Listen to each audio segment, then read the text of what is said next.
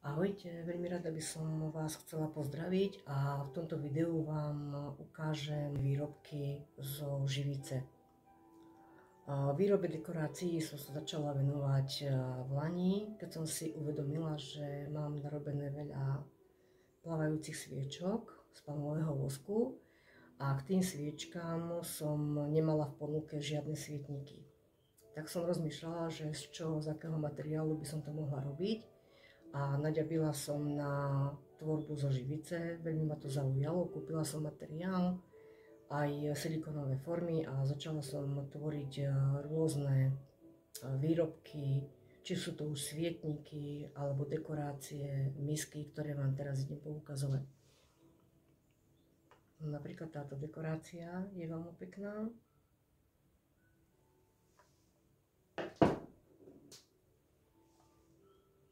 Táto je nádherná.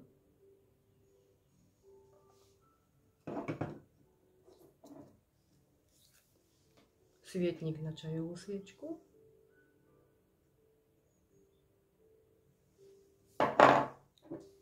Ďalší svietnik v tvare srdiečka. Tieto svietniky veľmi pekne ukážu, hlavne večer. To vám potom ukážem aj na fotkách, že pekne vidno to svetlo z toho plameňa sviečky. To je veľmi pekný svietnik na čajovú sviečku. A toto sú ruky, dlane. Dajú sa použiť či už na odloženie napríklad kľúčov, alebo tiež možno aj na nejakú sviečočku sa môže zapáliť v tých rukách, ale veľmi pekná je aj len tak položiť na komodu. No a takáto miska na tie plávajúce sviečky.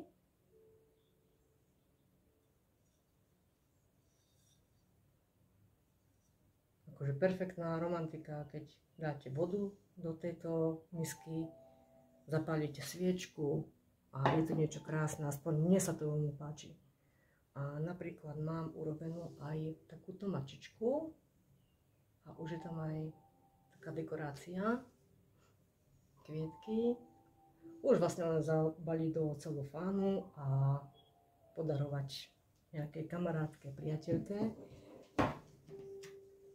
Ešte mám takéto obrázky maľované enkavistikou a z druhej strany je veršík, vinš, stačí sa už iba podpísať a priložiť k tomu darčeku.